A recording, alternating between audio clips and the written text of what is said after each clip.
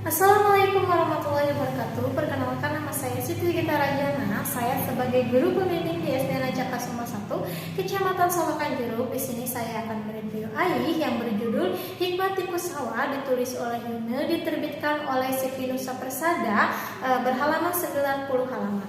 Alasan memilih buku ini karena ingin mengetahui apa sih hikmah di balik tikus sawah. Jadi ceritanya di sebuah desa Sukadamai ada murid kelas 5 sekolah dasar Sukadamai bernama Pandu Wicaksono, lebih akrab dipanggil dengan panggilan Pandu. Umurnya 11 tahun, memiliki sifat ramah tamah dan suka melakukan kegiatan bergotong royong. Sesuai dengan namanya, Desa Pandu benar-benar damai. Desanya terletak di sebuah lembah yang dipagari beberapa bukit.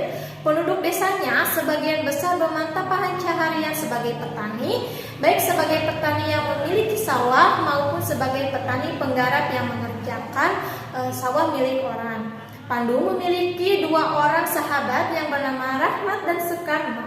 Rahmat merupakan anak seorang penggarap sawah sama seperti Pandu, sedangkan Sukarno merupakan anak terkaya di desanya.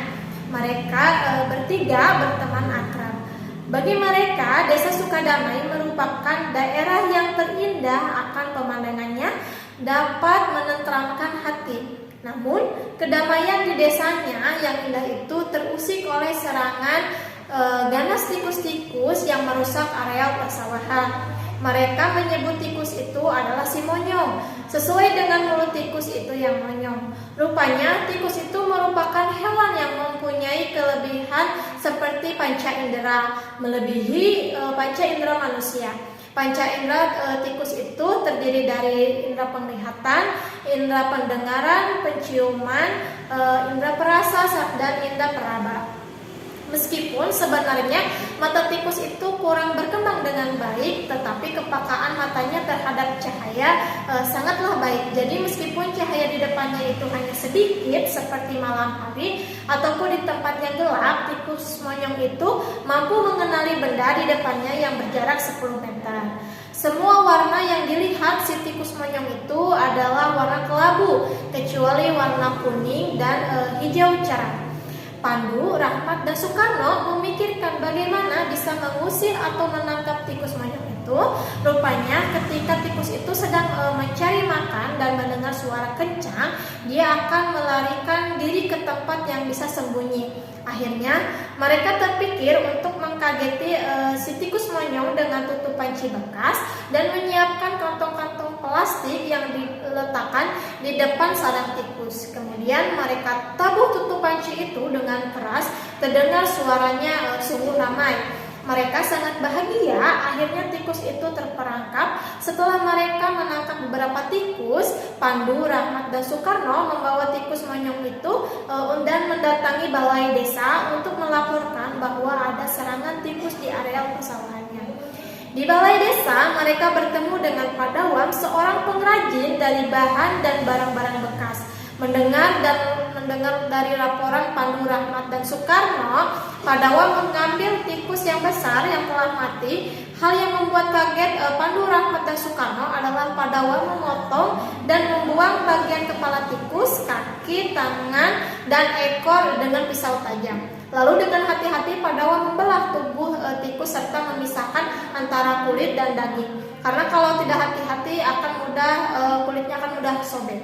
Padawam hanya perlu kulit tikus, sementara daging tikus dikubur karena cepat membusuk dan berbau.